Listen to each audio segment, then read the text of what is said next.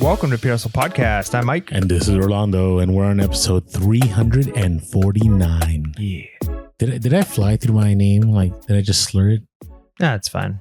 Just, want to make sure we're landing smooth here. You've been accused of not enunciating your words. So, I mean, if you're not gonna enunciate something, it might as well be your own Well, I name. could say, and this is Orlando, because, that's more enunciating.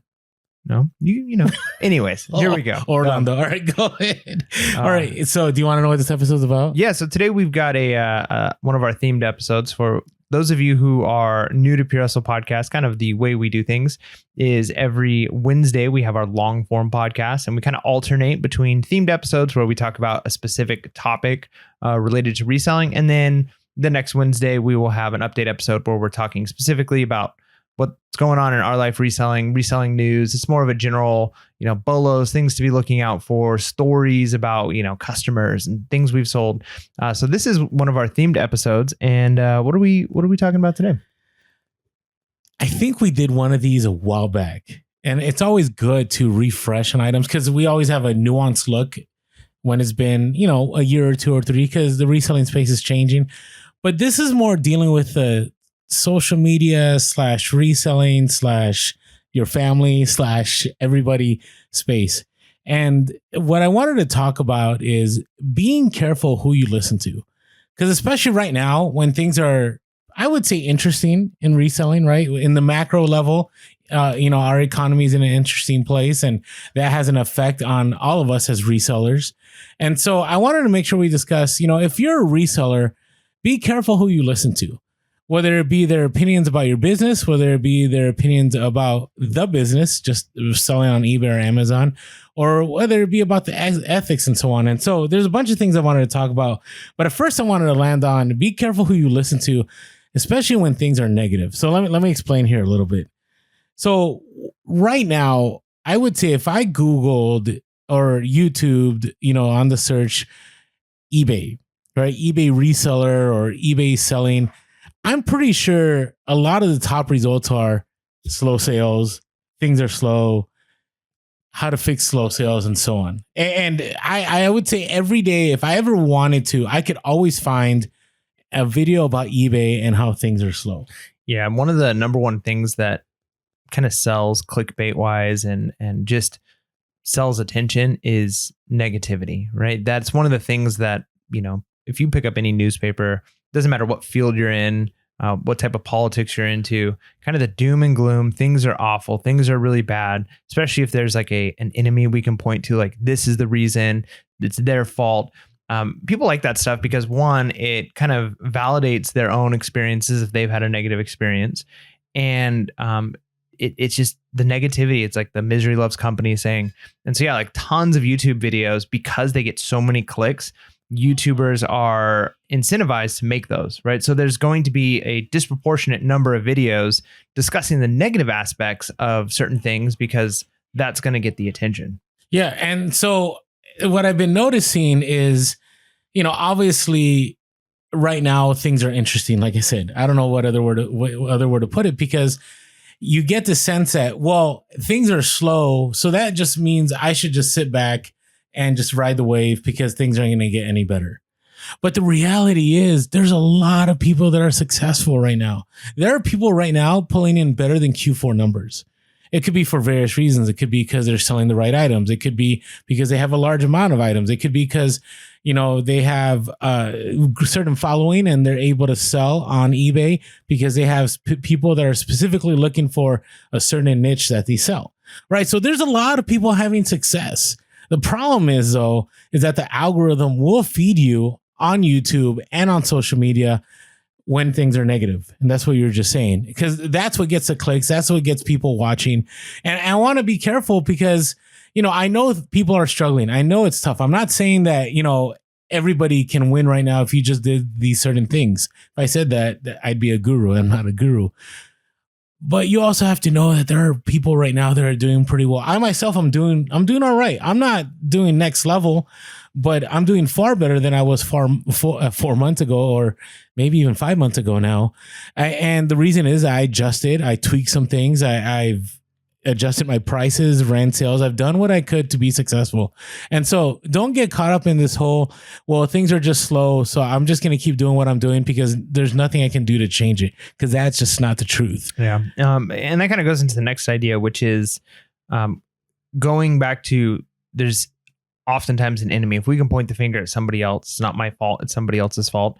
One of the easy ones to kind of blame is eBay. You know, we see all the time some of our best performing videos or YouTube or podcasts is when we title it something like eBay's banned us, or something, because we're responding to somebody's request of, like, I've experienced this, what do I do about it? And so we're just discussing it, but we occasionally dip into the, like, let's just see if, like, will we get more views if we put this? And sure enough, like, that's, so the people like to point at eBay as the enemy. And Orlando is a pretty big eBay fan. I think there's a lot of good about eBay, but if you've been a longtime listener of PHP Podcast, you'll know that I don't really hold back. There's a lot of negative things about eBay that I feel like there's a lot of things eBay can do better. I don't feel like they're the perfect company by any means. However, a lot of times eBay gets hate maybe that it doesn't deserve. Things like eBay's throttling me, or and there may be reasons for that. I've seen people say, like, eBay's throttling my sales. And then if you dig down into their store and it's like, well, you've got like 4 recent defects and you also are like berated this last customer, and yeah, but it was their fault. Okay, well, it's kind of making sense why eBay would maybe, you've been lowered on their kind of algorithm as far as you're not a reliable store necessarily to them. But 9 times out of 10, it's, you have a bad day in sales or a bad week, and it has nothing to do with eBay per se. It's just there's so many other factors. And so the hard part is you can only control the factors you can control. And maybe it is eBay. Maybe eBay's upset with you. I don't know. But okay, let me interject here a little bit too. But what happens the next road is that people now start, is it okay that I interjected? I just want to make sure. You already have, so. What happens is then you start down this rabbit hole of finding eBay hacks, and you'll spend hours watching videos and listening to podcasts outside of hours looking for like that magic trick, right? Because if as Mike said, like, a lot of people want to blame eBay because, it's easier that way, right? Then you don't have to reflect on your own items and what you sourced and where you're pricing. And so what ends up happening is you waste a ton of time going, well, hey, you know what? If I change this, if I end up, it seems that with this new international shipping, that's what's causing slow sales, I'm going to turn them off.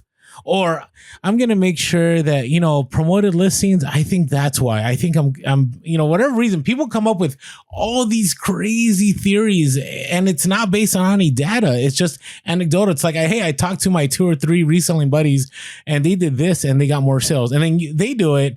And they will either say, oh yeah, it worked, or they'll say, yeah, that's not it. But you spend all that time when you should instead be listing and sourcing. Don't get caught up in this whole, like, if I do certain hacks, the only hack we know about, do you know which one that is? The list and sell similar. Yeah, that's it, right? The end and sell similar. I mean, I don't even know. Yeah, end and sell. I don't even know if I would call it the only hack. I mean, a lot of the things that we talk about, they're just good business practices, like running coupons, making offers, making sure your prices are competitive, having high quality pictures. So those are all technically hacks that are going to improve your sell. But yeah, the hard part is occasionally it's like we've all experienced, and there have been instances where there's an eBay glitch and there's nothing you can do about that. And maybe somebody found out like, hey, this glitch happened. And if you have, didn't have these types of information in here, then all of a sudden your searches weren't coming up, and here's how to fix that. So we're not saying that there's never an instance where there's some weird eBay glitch, but a lot of times, yeah, it's people saying like, hey, I didn't have any sales yesterday, and so then I turned off my international shipping, and then I got 3 sales today. Therefore, that was what caused it. And it's like a false correlation there. And so then other people start to do it. It's almost like, the people who say like, I wear a certain, pair of socks when the Bears are playing football. And if they score a touchdown, then I keep them on. But if they miss that, they don't convert or they have a turnover, then I change socks to this other pair because I can't wear the one they didn't. And some people believe those things. And sometimes it's fun for people, those types of, superstitions. But the hard part is you can't let that stuff go into your business. And so maybe there is a legitimate hack. But 9 times out of 10, it's just make sure you're doing good business practices and you're going to end up converting those sales. Agreed. Now, this one is not necessarily social media related, but it's you'll hear this like, oh, you sell on eBay? Like, how do you make a living? Or, Is that really a business? And things have changed, right? From the early days of the podcast, if you hear what we discuss in the early, I would say first 20 episodes, there's a lot of moments where we would run into family members, especially me when I went full time. I'd have a lot of people calling me going, are you going to be okay? Like, are you looking for work? Are you trying to find another job? And you're going to hear a lot of people saying reselling is not a viable business. But the reality is it definitely is. Even resellers, like if a reseller has had a bad experience, like I work in a field like the teaching field where the turnover rate is just unbelievable right now. It's astronomical. And so, yeah, as a teacher, there's a lot of reasons why those teachers are having those feelings and they're getting out of the field. And I think everybody can relate to that to an extent. But if you think about it, it's the people who've had the most negative experiences that are going to be, I'm out. This is awful. It won't work. And so the same thing is true for resellers. Like if a reseller, I had too much inventory and then I wasn't making my sales. And then, because of that, then I, whatever they all of the things that go wrong. And then it's like, I'm out. I'm done with reselling. I wasn't making enough money. And again, sometimes people, if they're on social media, they may be trying to get that following. They're trying to, again, spread that negativity because it gets clicks, or they want that validation of other people like, yeah, I tried reselling back in the day. It was great. Now it's terrible. And so if you see that, if you're a new reseller, and again, reselling is not for everybody. It's a lot of hard work. And it's not like hey, if you resell, you're going to make a ton of money. You got to learn what you're doing. You got to do it right. You got to, it's not guaranteed that you're going to be successful, but it's the people who often fail or just say like, this isn't for me, that when they come out and say like, yeah, reselling isn't really a thing anymore. Like it used to be a thing. And so if you're already kind of like on the fence, that stuff's just going to push you over into the negative side for sure. Yeah, agreed. And I want to take it one step further. Be careful who you listen to when it's those individuals that kind of have stepped away from reselling, or this is the argument I still hear. Right. And even though the threshold had changed, remember the threshold at one point was anything under 20K. Right. It doesn't have to be reported by eBay or Amazon. Right. You have to self-report. Right. And you'll hear a lot of resellers saying, oh, I got out of reselling because, I didn't want to have to file. Or you hear a lot of resellers going, well, if you just, are just part-time, you really don't have to do anything. And I would say be uber careful. Like when you listen to those people, especially right now. I mean, we don't need to get into the whole thousands of IRS agents have been hired, but you want to make sure that, you are doing what's right. If you do sell items and you're a citizen of the United States and you agree to pay taxes, that you pay taxes on those items. Right. And as much as, listen, I can't stand taxes. I don't like legalized theft, but it is what it is. Right. And this is what we agree to. And so make sure you're careful because especially a lot of older resellers, not older, like old in age, but people that have been reselling for a long time. There were the glory days where it was just wild, wild west. Right. No, there was no sales tax on anything on eBay or Amazon. You can go to the flea markets. You could, sell on Craigslist and wherever. And there really was no tracking of anything. Right. But so you got to be careful because some of those more experienced resellers will say, oh, you don't have to worry about bookkeeping, which I can't stand bookkeeping, but you don't have to worry about bookkeeping. You don't have to make sure that, you have your deductions in place, but you do, because I guarantee you, if you ever get in a place and you don't have everything in order, you're going to be in a mess, and you do not want to be in that mess. Now, this does perfectly align with our discussion of My Reseller Genie here. And so one of the great companies that we work with is My Reseller Genie. What they do is they help you bookkeep. You don't have to use an Excel spreadsheet. You don't have to, hire a CPA. Well, you might. It depends where your business is at. But if you're like the everyday part-time reseller, or you could be a six-figure reseller. That doesn't mean that all of it's net profit, right? But how do you make sure you're getting all the right deductions? Make sure that, you're calculating all your shipping that you spent over the year, your cost of goods. Well, My Reseller Genie helps you do that. And so if you haven't checked out My Reseller Genie, I encourage you to do so. Go to the link below and use our code Pure Hustle, all in caps, and you'll get 15% off the first month. And then you'll be able to bookkeep and make sure everything is on track. Yeah. All right. What about this next one? What are your thoughts on it? Reselling is unethical. Yeah. We don't need to get into all of it. I think, we won't, because if you're interested in our take on that, we've got, a couple of podcasts about that.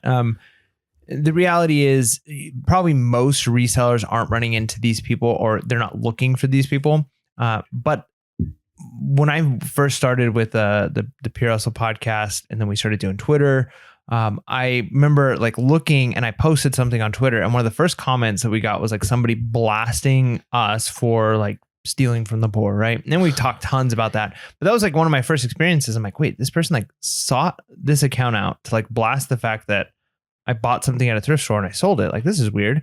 And now that kind of stuff rolls off our shoulders. And in fact, we don't actually get too much of that. Like occasionally get people, hating on that, but it could be like people in your family, right? Like you post something on social media, just, or you're talking at Thanksgiving and you're like, yeah, I bought this thing and I sold it. And you're going to get that comment like, oh, well, I'm glad somebody can profit off the poor, or something like that. They say something that kind of is like a little jab at you.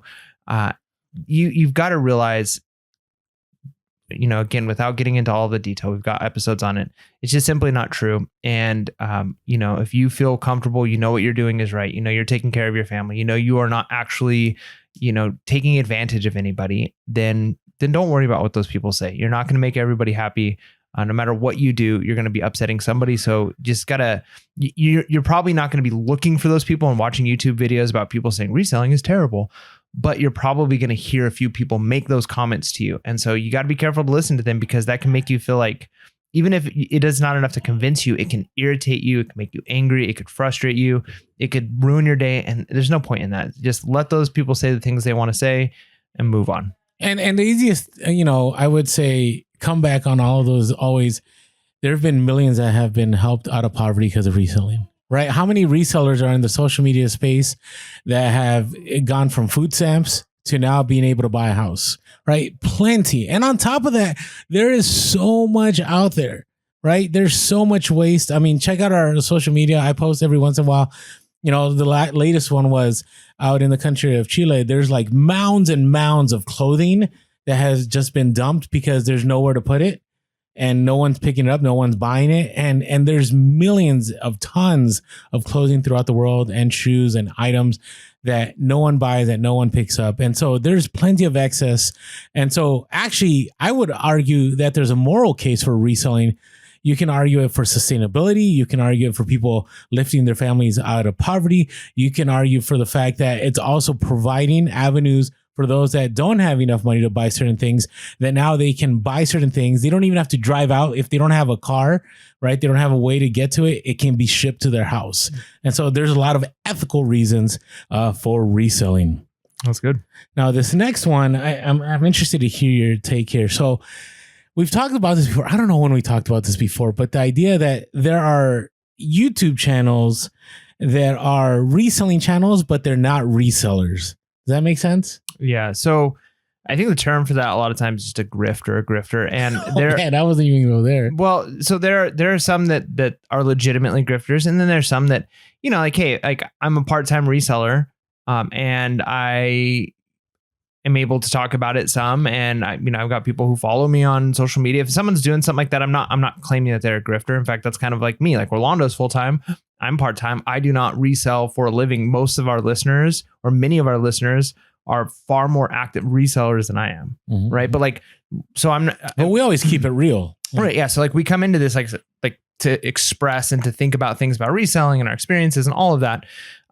So not to say that you've got to completely, I resell more than this person, I'm not going to listen to them, but there are going to be some people who they're going to jump from topic to topic. Maybe it's cryptocurrency, and then now it's NFTs, now it's reselling, now it's, this real estate thing. And now like they're just going to jump from thing to thing to thing. And wherever they can find a market of, hey, I found some people who are going to give me some attention, because really at that point, like if you're following an account like that, they're capitalizing on their followers or the people who are watching them. They're using them for the money that they can get off ads, or they're selling courses or whatever it is they're doing. So they don't even have to be reselling experts. They need to learn a little bit about reselling, and then they kind of sell it. So you kind of got to vet your sources. And the reality is, again, there's nothing wrong with paying a good presenter. My thoughts on this is, like, teaching is a good example. You as an administrator have probably experienced this. You can hire somebody who's an expert in their field, like a scientist or a mathematician, and you put them in front of students and they just flop because they're not good at like presenting and expressing more than I care to admit. Right. And then you could take somebody who's like, hey, this person's like, good at math or science or English or whatever. Like they're not like, I would never like claim that they're an expert, but they've got a way of presenting information and kids get it. And so there can be people on YouTube who maybe aren't, or on social media who aren't experts at reselling, but they're good at presenting information. They can, and so you got to differentiate even from that. Like there's going to be someone's like, hey, this person's really good at taking this complicated concept and breaking it down in a way it can understand, even if they're not that great at reselling, versus here's a person who's really good at marketing, and that's all they're doing is they're just marketing to me and they make it look like they know something, but I'm actually not gaining anything useful out of this. I'm actually, they're presenting me things that is not going to help me. And so you've got to delineate between the two of those, because there are going to be YouTubers and social media people who are, their whole goal is to just get you sucked in thinking, hey, if I pay X amount of money for their course, or if I keep watching these YouTube videos, but they're really not saying anything. I've seen some TikToks of like, there's like one example of like a guy, it's like kind of a comedy thing where his whole thing is like, be a man. And like, he'll say something that's like completely unhelpful. It's like, don't let people tell you what to do.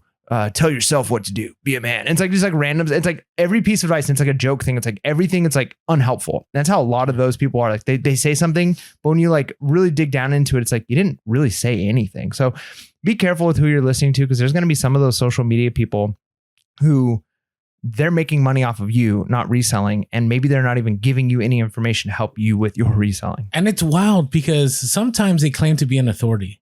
Like, I've sold, I've been selling, for a while, whatever. And you go to their store and like they've sold maybe like 200 items, right? Or they've been on eBay for only so long of a time. And so you really got to be careful. Now, like you said, I think with reselling, the barrier of entry isn't that difficult, and the learning curve on eBay, I don't think it's that much of a climb. I think to scale it is, but to initially start just to find what's at thrift stores and what's at garage sales, I don't think there's a huge learning curve, but there's a lot to learn, right? And so you just got to be careful. Now, I will say, and I've noticed this more and more, there is staging that happens. And I thought about this. And so what do I mean by staging? So sometimes you'll watch somebody like, let's say on TikTok or on Instagram Reel or on a YouTube, and they end up at the thrift store and there's like this amazing find. Like they find like 20 vintage 3D emblem Harley Davidson shirts. And I'm like, wait a second, 20 of them? And then I start looking, I'm like, wait, but there's no price tags on any of these, right? Or something doesn't match up. Right. And I can tell you, maybe I'm not a great reseller. Maybe I'm not great at sourcing, but I know plenty of people that have been reselling for a while, and I myself have sourced. And you're not going to get grails every single weekend. There are some individuals that I watch and they don't even show when they source. They just go, oh man, today was crazy. Yeah.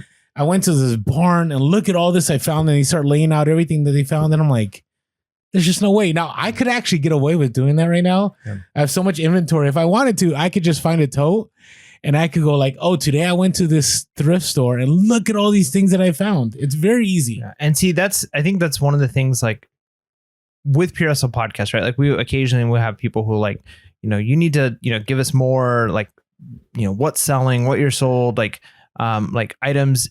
You give a lot of like vague things, but Pure Hustle Podcast, we've never like tried to present a story that wasn't true, right? Like, and a lot of times because we're going week to week, like we're doing an update episode. Back in the beginning, it was every week there was an update episode. Now it's every other week. So there's times where it's like, here's our update. Like went to some garage sales. It was terrible. Found this like $20 item. Or every once in a while it's like I scored really big. But I think that's what makes us real. And that's not what's always exciting though. So people who listen to us know like, hey, if you're listening to us, you're going to get the reality of reselling, and occasionally we hit it big. That's why one of the reasons we do the hustles of the week is it's like, we recognize, hey, we're not always scoring big, but somebody is. So we'd like to like share, their successes. So our listeners are still getting something. But there's not always a big thing, but a lot of times, yeah, even YouTubers that I respect and I value, sometimes you watch and you're like, really? Another crazy find like that? Like, wait, again, another? You're putting out 2 or 3 videos a week, and it seems like every video, it's like, look at what I found. And it's like huge grail items all the time. And you start to wonder, like, is this just for the clicks? And is this maybe something you found like months and months and months ago, and now you're making content on it because you're presenting it in a way like, yeah, I was at this store. And I don't know. So it's tough because there are going to be some that are real, like you said, where it's like, these are things we've sourced. I'm going to talk about it. But yeah, if we wanted to, we could easily stage stuff. We could stage garage sales. We could talk about things we picked up. I could just find expensive things that I own and say, look what I found today. And that kind of stuff does get lots of traction. And maybe there's value to it. Like, I mean, there's sometimes like I'm as cheesy as it is, like when I need to like get back on like my diet or my fitness plan, or I'm trying to wake up earlier, I'm trying to focus more at work. Sometimes listening to the cheesy TikTok, Insta Reel people who are like, get out of bed, go to the gym. And it's like, I know this stuff is cheesy, but like, maybe that's just the motivation I need. So maybe if you're watching those guys and you recognize like, hey, this is probably not real, but like, hey, I can still learn, like, oh, that's a cool item. I'll be on the lookout for that. Just know what you're getting. Cause sometimes you can get those false expectations of, man, I should be scoring like that every single time. Look at this person on YouTube who's a reseller. Every time they make a new video every week and they're finding thousands of dollars worth of stuff all the time at the bins or at this. And I never find it like that. There's a possibility that what they're presenting isn't real. Yeah, and there is another side to it. So, for example, I was a big fan of American Pickers when I was on the History Channel, and they always had major scores. They always had really cool finds. But the reason being is that they were very popular. And so they would have people reaching out to them all the time. Hey, would you come over and pick over here? Would you come over and pick over here? And they probably had people who'd go out and look ahead of time and say, this is worth going. They would go vet it and make sure. And so, and I have the same scenario where I get people that contact me. I would say at least once a week, I get some kind of contact about something. And there's two reasons I don't show it all the time. One is it ends up being nothing. Right. And the other time is, as a reseller, as it being my main business, I'm not going to go out there and proclaim every single connection that I have and hurt my own business, which kind of leads us to the next one, where some individuals are more YouTubers than they're resellers. And so, for example, Mike and I, we go out and source and we're careful about what we source, right? We're not just dropping all kinds of money, but sometimes you'll see somebody on YouTube and you're watching, you're like, did they really spend all that money? Or why didn't they negotiate it all? Why didn't they bring the price down? And you start watching this stuff and you're like, this is kind of interesting. And the reason being is they're making so much revenue on that video, which I'm not against. I think it's great. I think it's awesome. But the revenue that they make on their YouTube is more than the revenue that they would make from the sales of those items that they picked up. Yeah. So we had an episode where we talked about this, and a lot of people were very grateful because we didn't go into every detail, like money wise, but just to give you an idea, every YouTube AdSense, the amount of money you can get is different based off of the type of content you make, how long your content is, all of that. But just as like just a rough estimate. And again, I'm not saying any specific YouTubers making this amount, because it could be way more, it could be way, way less. But if you've got 20, 30,000, 50,000 views per episode, you could easily be clearing $500 to $1,500 for that video. So think about that. If you're going to get $1,000 for a video that you make, maybe it's only 600, right? Like whatever the number is, like if you're going to get that, then you've got no problem going to a garage sale or a thrift store and saying like, $300 for all this stuff. And then you make the video about the stuff that you bought, knowing that like the other $700 you're going to make off the video. And then maybe you sell a few of those things and you might just toss the rest of it. Cause like, hey, I just bought this for, so yeah, they're not negotiating because it's not really, they're not worried about listing and selling all those things. Or a lot of times they'll bulk all those things that they bought and then sell them to their followers or the people who watch. Like they have people who say like, hey, I bought all of this stuff. I got a pallet worth of stuff I bought. Does anybody want it? And so just recognizing that. And again, there's nothing wrong with it because you can still learn. Like you can watch those things and learn like, hey, that's useful. That's not. But if somebody's going into it and they don't have to vet things as much. They don't have to worry about like, is this actually going to sell? Is this a long tail item? Like what's the sell through rate on this thing? I can show you a comp on it, but are they selling right now? Whereas like Orlando and I kind of have to say like, okay, if I pick up this item and it sits for 3 years and I spent, $100 on it, I'm not buying that thing to make $800 on a YouTube video. I just can't do that. So it's not worth it for me to do that. So just be careful because you might be getting some information that's a little bit skewed in a direction that's not actually going to be helpful for a reseller. Like a real reseller probably shouldn't pay that much for that item because they're not going to make that kind of money or, all those things. So just recognizing that. Again, there's nothing wrong with the people doing that. All, good for them for being able to capitalize on that and make a, good content that people want to see. You just always got to know, like if you go into it knowing like, hey, there is a slant to this, or there's maybe like a little bit of information that I should be taking into consideration when I watch this. And maybe it doesn't impact it at all. Maybe you watch it and you go, hey, he picked up good items at a good price and I learned something. Who cares how much he makes off of it? True. Great.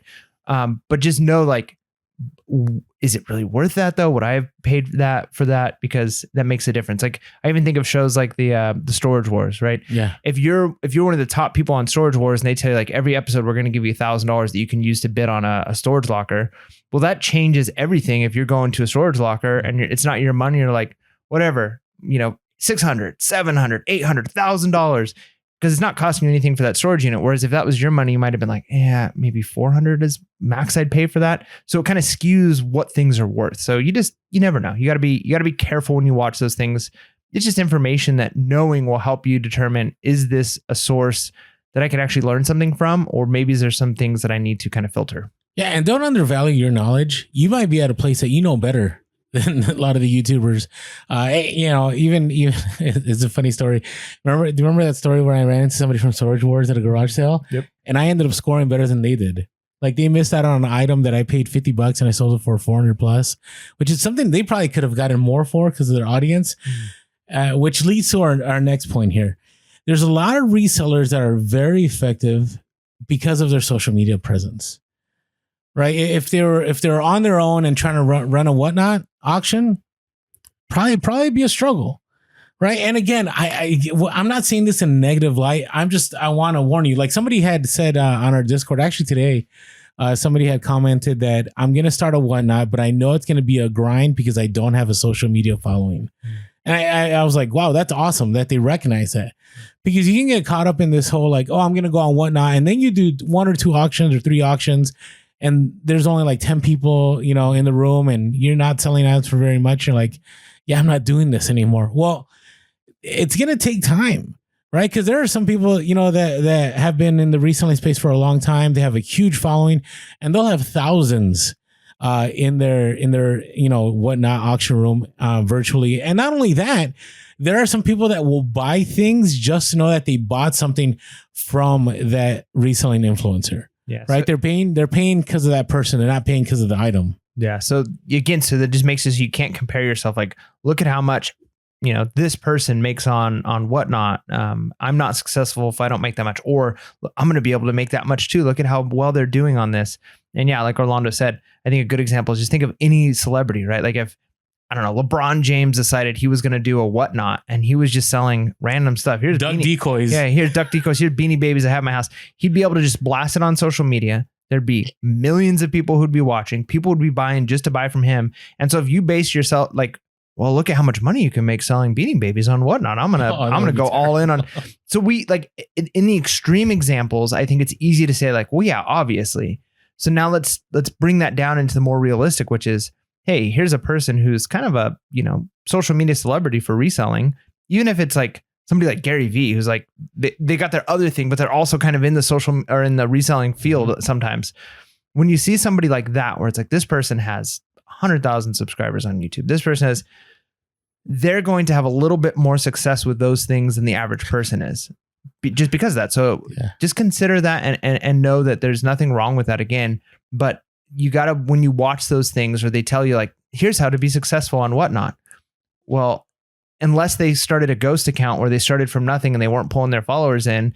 Yeah. I mean, they could say like, have a big social media following. Yeah. Well, that's years and years and years, plus a whole other skill set involved in the process of that. It's funny you bring up Gary Vee, because years ago, for marketing purposes, I bought some Hot Wheels and Matchbox cars. Yeah. Remember? What was the story behind that? Did you end up selling them? No, they're still on our eBay listing. Man.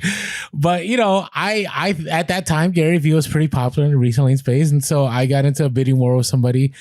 I don't remember how much I paid. It was probably like $200, and they're probably like worth like $10. Yeah.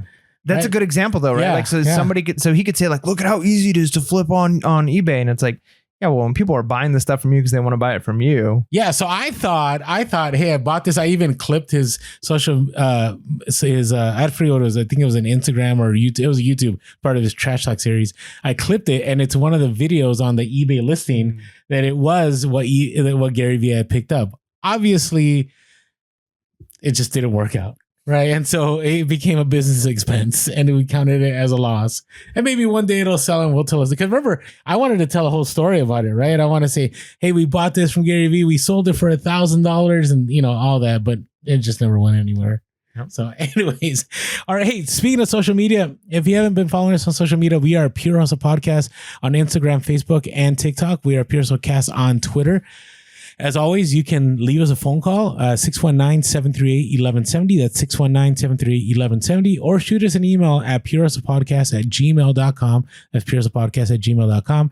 And if you're listening to a podcast and you've never caught our YouTube videos, jump on over, hit that subscribe, hit that bell notification, and smash that like button. And as always, grateful for all the iTunes reviews. We're in the 700 club. We're hoping to get to 800. My goal is to be like at 1,000 by Q4. Of iTunes reviews. That's a lot of iTunes. I know, but I like to reach for the stars. So if you haven't yet, jump on over, click that 5-star, and let people know why you enjoy the podcast.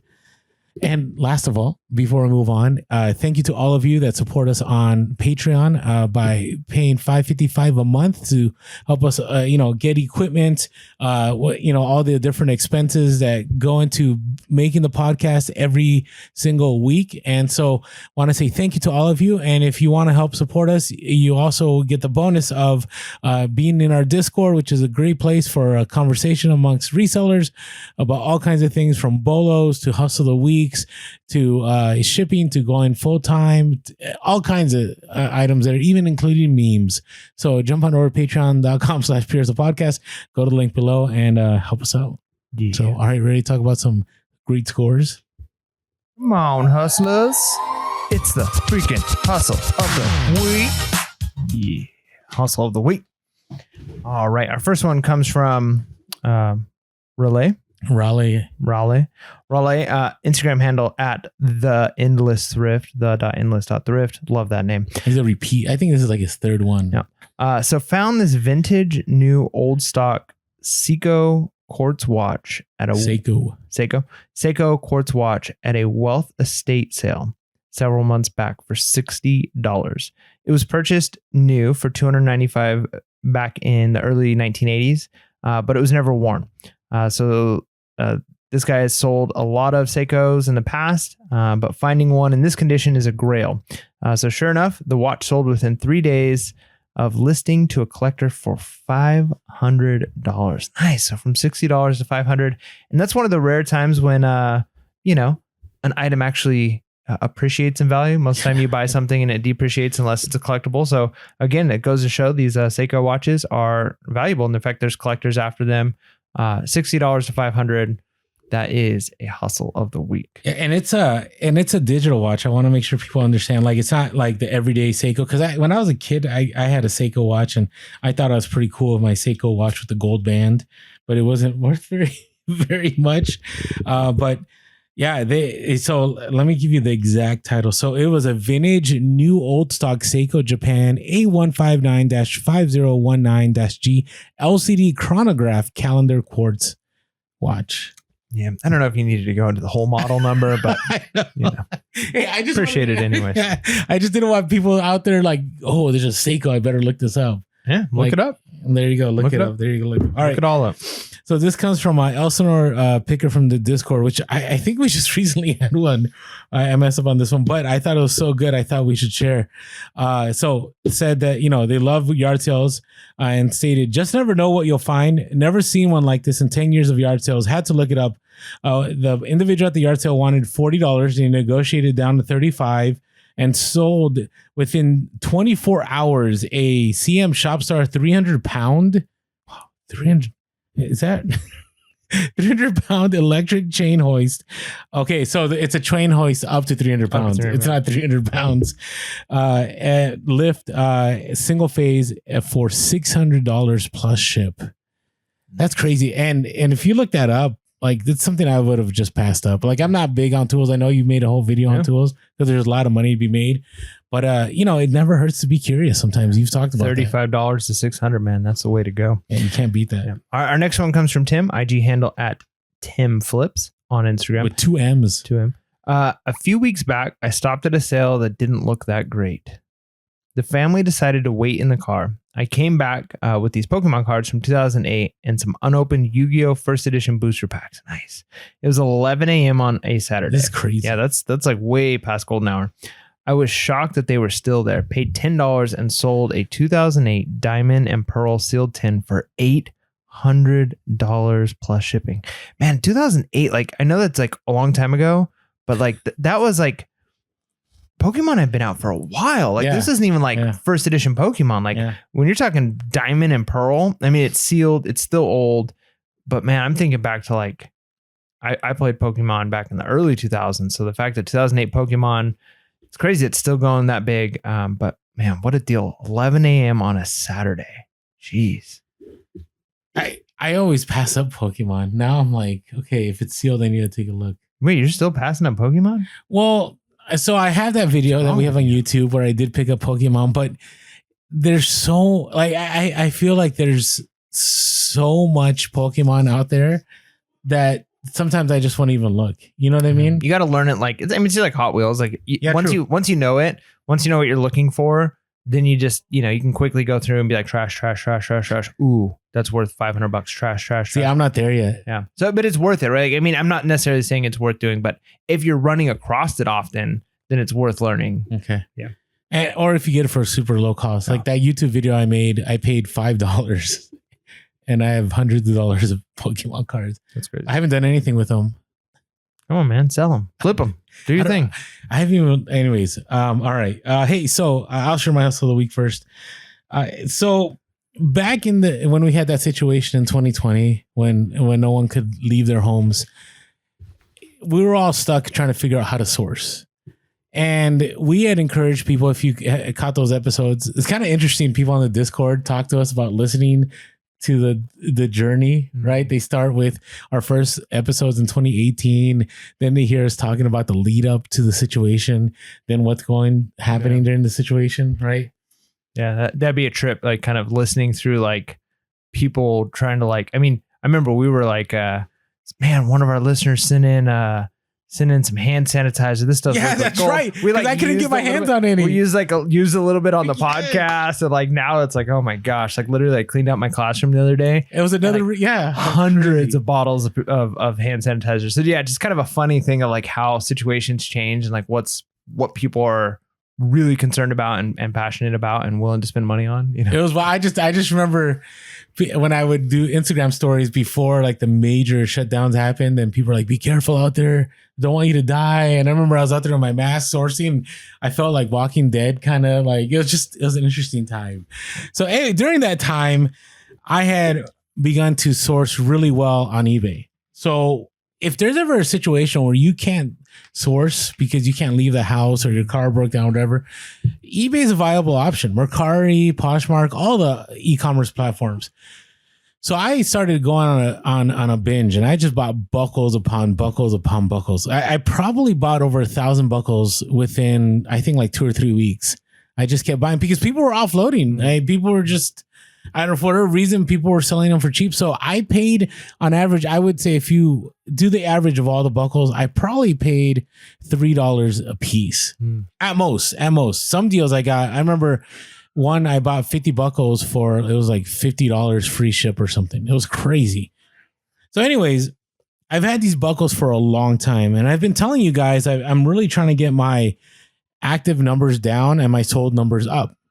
And so now if I get a decent offer, like I will accept that offer, right? I'm not talking about under 50%. I'm not talking about any crazy numbers. I'm talking about decent numbers. And so what ended up happening is somebody had messaged me and they said, hey, by the way, if I buy multiple of these, will you do combined shipping? And buckles are so easy to ship, right? I charge $4 per buckle when I ship. And so if somebody buys 30, I can maybe put them all in a padded flat rate for $8. No. Right. So this individual, they kept offering, they only took off $6 off of each buckle off the price I had. And I ended up selling 10 buckles. Now remember, I only paid like $3 for each of these. So I sold all 10 buckles for $198 plus ship. Right. And all I was into these buckles was maybe $30, maybe. And by the way, I already profited in all of this. I already made hundreds of thousands of dollars of all these buckles. And so anything from this point forward is just profit. So, hey, be willing to offload that stuff that maybe you picked up during that scenario when you were sourcing on eBay, because, you know, you want to get that cash flowing. And I see that as a hustle of the week, because I was just willing and able to sell at a good price and made a decent profit. So I like it. There you go. What's your hustle? So this one is, I haven't actualized the profit on it yet, but it's a hustle because I took a bad situation, what seemed like a bad situation. I turned it around to what I think is going to be a win. So I'm cleaning out my storage and I'm selling stuff, and I went to the swap meet and I'm trying to offload a bunch of stuff. And I have this bin, this kind of junky looking bin that I bought all of these slot car tracks in. And there were some cars in there, and I sold the cars when I got the bin of stuff, because that was like the easy things to sell. Like I didn't have any, like, I'm sure there's complete sets, but they're all just like individual stuff. Mm-hmm. So it wasn't like I had a box of like, here's this set. So there's some cars that I sold. I more than broke even on the cars, or made money, because I think I bought all these slot car tracks for relatively inexpensive. I don't know, $10 maybe for the big tote. I remember when you sourced these. And I previously had already sold slot cars, so I knew there was value here.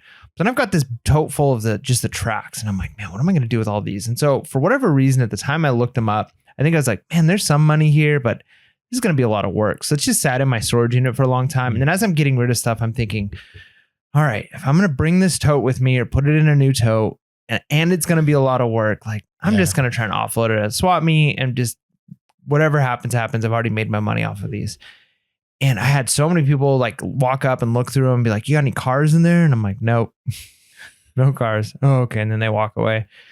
And then, so I take it, you got to take everything from the swap meet home. I'm ready to throw them away. I'm like, I'm just going to look up one more time, like what the tracks go for, what the controllers go for. Going. And so the brand's Tyco. So it's a decent brand. And I'm looking up, and based off the way mine are set, like I've already got like the long 18-inch, or I think they're 18-inch ones, maybe they're longer, of the straight pieces. And I've got like 30 of them. And then I've got a bunch of like curved pieces. And I've got a lot of the like banked tracks that like you have to have the pillars for. And there's like banked ones. And there's like a one with like a loop. And so I've got like all of these like pieces. And if I break them into their individual chunks, like here's, 20 straight pieces, and here's 20 curved pieces, and here's a set of banks, and I've got a bunch of rails, like even just the rails that go around the sides, those sell for a ton of money. The controllers with the power pack, if it's Tyco, because there's other brands of slot car, those sell for good money. I'm like, I'm kind of doing the math just on my head as I'm looking this stuff up, and I'm like, there's like $300 to $400 in here. And somebody could have picked it for $10. I was ready to offload it for $10. And so again, it was like I did initial research probably a couple years ago when I picked these up, of like, I'm going to make money off these cars. I'll probably take some time to sell these tracks. There's some money here. To this is a lot of work. I don't want to do it. To in my head, it was like, it's definitely not worth the whatever, maybe $100 I'm going to make off of this tote doing the work. Now I'm like, I'm looking at probably $300 to $400, and really not as much work as I thought, because none of them were organized. It was just literally like this tote full of just like the pieces everywhere.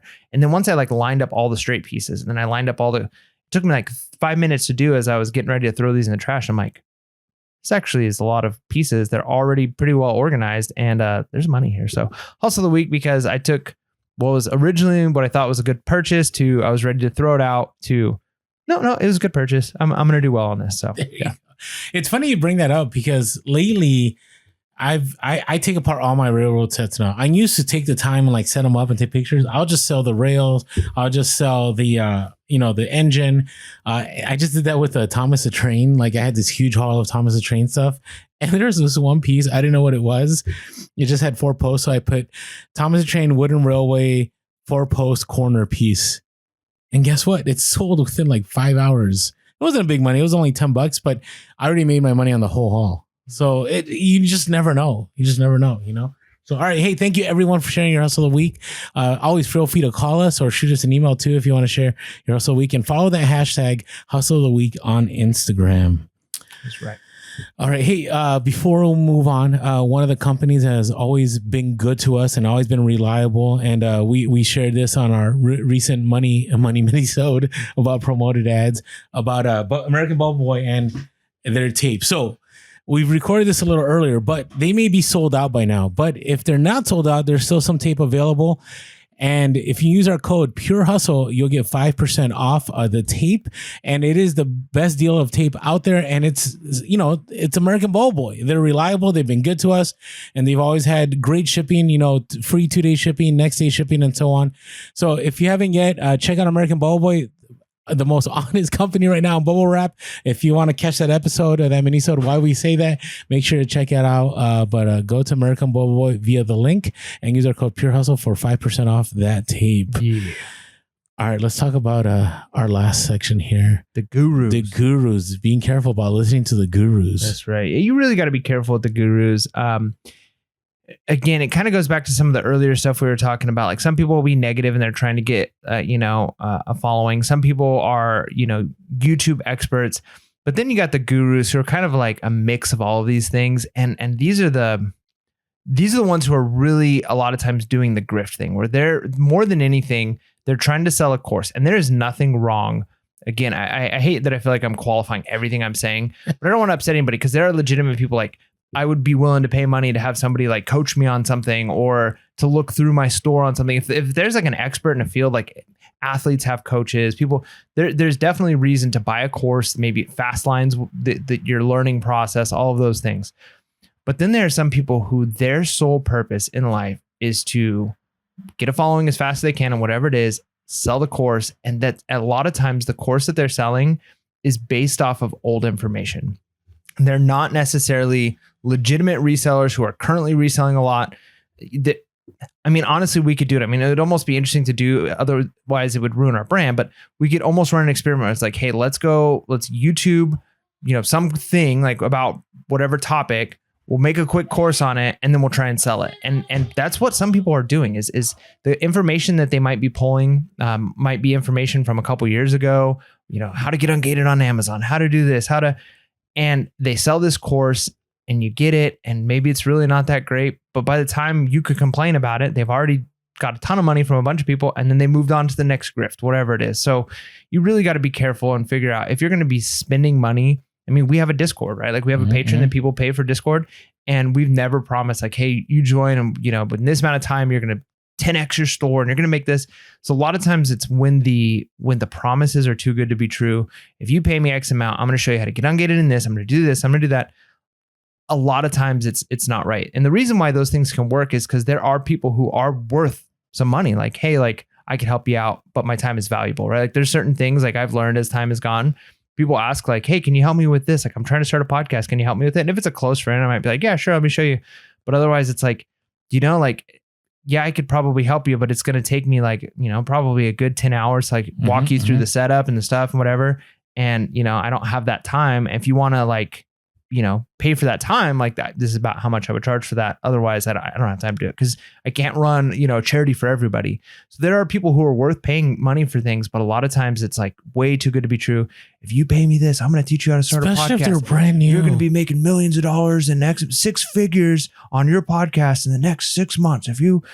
If that's what Pure Hustle Podcast was selling, right? Like, then we're just a grift. Yeah, and I'm going to sound like an old man saying here, but when I say this, but I see a lot of youngsters on TikTok. They're like 18, 19, and they're talking about Amazon FBA. They're talking about eBay, and you can be, top tier. I'm not saying age. I know students that I've had that were terrible in school, and they're like 6-figure sneakerheads, and they make a killing, right? And so that's possible, but make sure you vet everything. Make sure you actually are aware of, like, maybe you could, like I said, do you find their store, or maybe you take a look at, okay, what are they selling, right? And this leads to my next point here, in the idea of sometimes those gurus don't give you all the details because they want you to buy the course, and they kind of like they put the paywall.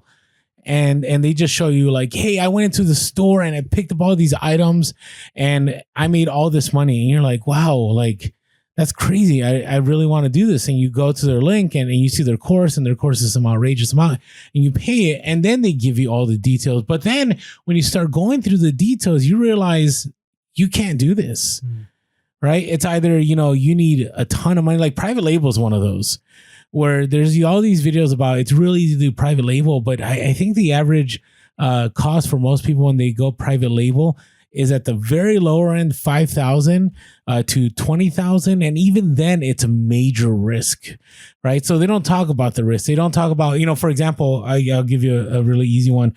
There were these individuals I saw, they were going to Costco. And they're picking up some food item, and their margins were like, hey, we're going to make $3 a piece. And so we're going to pick up 100 of these. And just from these 100, we're going to end up making $300 net profit. Well, they never mentioned the time that they're going to spend putting the item together and shipping out to FBA. They never mentioned the fact of how much it's going to actually cost. Right. So let's say on each item is going to be $1. So now they're down to $2 net profit on each item. They never mention that, well, if Amazon gets on the listing, you are destroyed. You will lose all that money. And then what if there's a bunch of individuals that get on that listing? Or you will lose that money. Returns, and you're dealing with, So. Or you get gated out of nowhere. I mean, it happens on eBay too, right? You get zeroed on stuff. You just need to be really careful when listening to those individuals. Sometimes it's the slow and steady. Slow and steady that allows you to scale and become better. Yeah. One of the things that I think is just important to know is it's all free. It's all free. All the information that you need to know about how to be successful in pretty much anything. Now, there are certain categories in life where if you want top tier information, or maybe you need information that's in a book and it was like a really rare book and you're going to have to pay money for it. Okay. But most of the stuff, especially when it comes to something like reselling, I even think about videography. People used to pay tens of thousands of dollars to go to videography school. And it's like, now you can get all that stuff on YouTube free, all of it. And then even still, some of those people are then try and sell the course.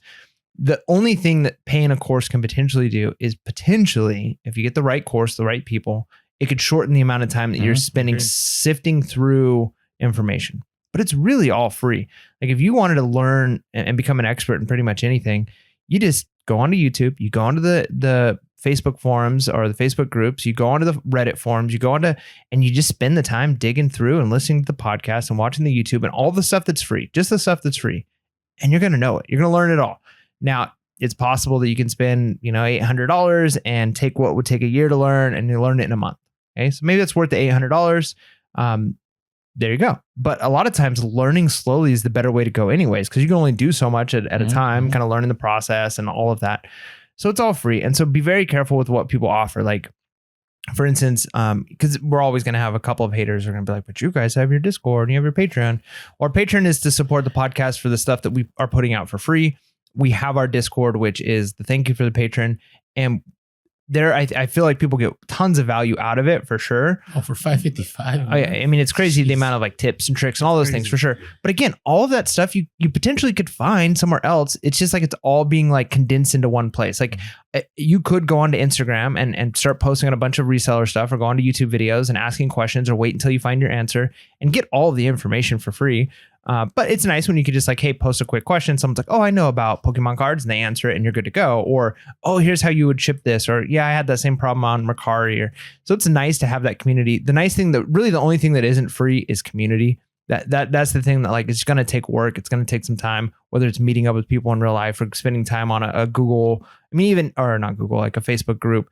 That might be free. But that's one of the things that something like a group. So if you join a mastermind group for reselling, you might be getting value out of the fact that hey, I'm going to be around some like-minded people who are entrepreneurial, and they want to they're going to push me, and they're going to point out my flaws, and they're going to help me fix my store.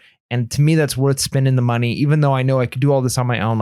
So there may be, even from gurus, like I said, there are times when I will listen to some of the goofy guru stuff, just because it's I know this stuff is cheesy. I know the get up early. I know all those things, but sometimes it's just nice to you get that almost kick in the butt of get out there, get going. And it's yeah, all right, I got this. And so if you need that, great. But just know that there's nothing that any of these people are offering that's the magic. And that's a lot of times what they're selling. I've got the magic. I've got the magic. If you pay this much, it's the secret that you'll never find anywhere else. But you get into my group and you're going to learn it. Let's be honest, that they don't have the secret that nobody else has. Yeah. And I want to pivot that into the idea that no one has the exact same circumstance, right? You might have similar circumstances, but we all have our different kind of scenarios that we encounter on a daily basis, right?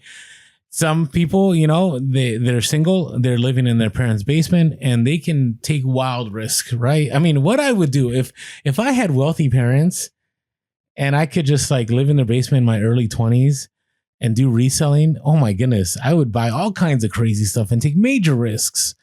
Right. But now, right, I'm a single dad. I have 2 kids. And, you know, if things go under for me, they go under for everyone. And so I can't take those wild risks, right? I can't go out there and source, you know, 8 to 10 hours every single day. I can't go out there and, you know, drop, you know, 50K, you know, on one purchase. Like, and I have in the past, don't get me wrong. If the purchase is right, I'll do it. But I can't do it. And neither can many of you, right? You'll see people and you'll get discouraged and you'll go like, wow, it's wild. Like they end up, you know, they list, you know, 100 items a day, and, you know, they end up having, you know, 200 items to pack and ship every day. And, you know, but well, are you looking at everything? Are you realizing that, you know, chances are they're probably married. Chances are they have employees. Chances are that maybe some of those employees are even family members. Chances are that they live in a state where the cost of living is cheaper. Like there's a lot of factors that play a role. And so be careful who you listen to, because, you know, a lot of people, you know, will go like, oh, hey, you know, if this person can do it, you know, and they're making, you know, on 6 figures, they have a nice house and they have their Bugatti, whatever, they have everything set up. Well, that's great, because, you know, here in California, what I pay for rent is sometimes, you know, 3 to 4 times what somebody else is paying for rent in another part of the country. So make sure you understand that not all circumstances are the same. So you really need to be careful in who you're listening to. Do you want to add that a little bit? No, I think that's good. And yeah, the other, I mean, you touched a lot on like the people who are like on the low end. We talked about Gary Vee as the other example. Like it's really hard to look at Gary Vee's example of reselling as like, here's an example of how to resell. Because yeah, when you're a person who's got it all, it's easy. Yeah, you could either take different risks. Or like we talked about earlier, the YouTubers who are making their money off of the videos, so their circumstances look different. Again, like thinking of the did you mention Andrew Tate? Did you like? No, not that I want to like say his name, but we're gonna get shadow banned. No, now. So the point I'm trying to make is like, so like his group that a bunch of people join, like I think that's like one of the things. Cobra is like, group. So like all of the, like a lot of young guys and a lot of young people join this group, and like I feel like a lot of the people who are like on TikTok, like doing the like, look what I'm selling, look what I'm doing, like join my group.